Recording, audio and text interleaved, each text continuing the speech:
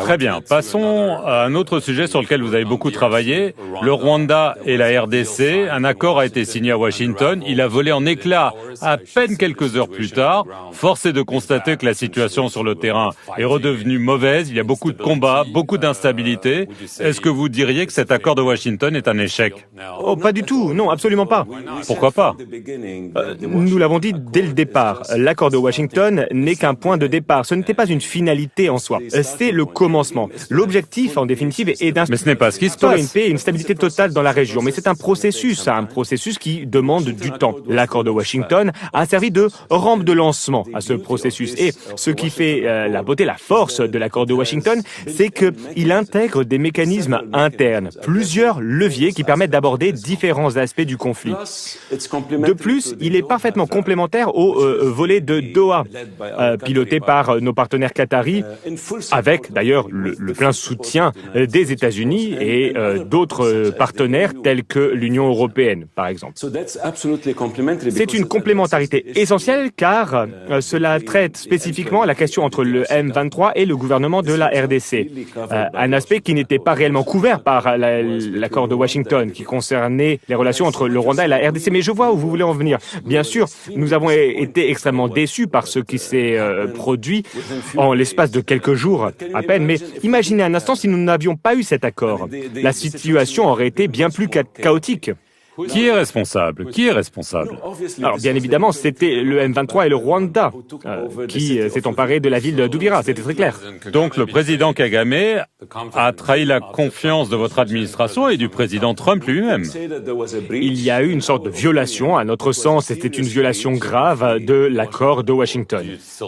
Faites-vous toujours confiance au président Kagame? Nous espérons pouvoir. Mais vous n'êtes pas sûr. En tout cas, nous travaillons avec lui, nous échangeons avec lui. Nous attendons de voir des mesures concrètes sur le champ de bataille, mais ce que nous voyons, je tiens à être clair sur une chose, c'est que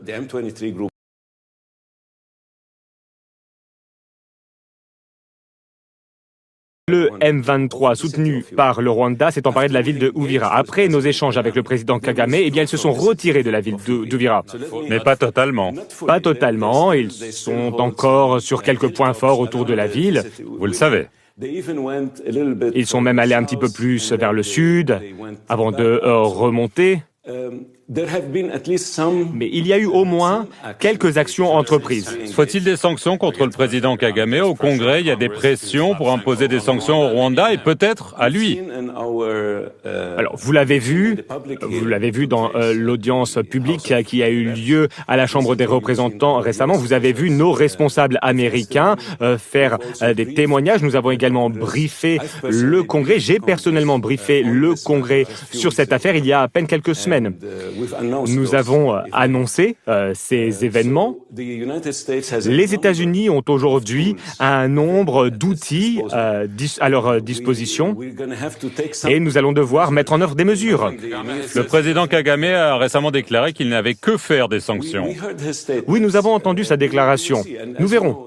Et comme vous le savez, cela n'a rien de nouveau. Les États-Unis ont déjà mis en œuvre différentes actions. Il y a, par exemple, il y a quelques mois, je crois que c'était au mois de septembre, nous avons imposé des sanctions sur un certain nombre de personnes et d'entités impliquées dans ce trafic illégal. Est-ce que ça pourrait aussi être le président? Alors avant cela, nous avons imposé des sanctions sur James Kabarebe. Je sais, très proche de lui. Oui. Donc est-ce que ça pourrait être Kagame lui-même? Alors je ne peux pas spéculer, il s'agit d'une décision qui sera prise collectivement. Ce n'est pas une décision qui appartient à une seule personne, sauf peut-être au président. Mais ce n'est pas exclu. Il y a plusieurs options sur la table, plusieurs outils qui sont disponibles et que les États-Unis peuvent utiliser. Mais je tiens à être très clair. Dès lors que notre président, le président Trump, a signé cet accord en tant que témoin, bien évidemment, il n'est pas parti à cet accord, il l'a signé en tant que témoin. Et donc, les États-Unis sont témoins, le président Trump, personnellement, est témoin. C'est un engagement. C'est un engagement de notre part, c'est un engagement également de la part du Rwanda et des Congolais. Les trois présidents se sont engagés les uns envers les autres à respecter cet accord et c'est quelque chose que nous n'allons pas prendre à la légère. Très bien.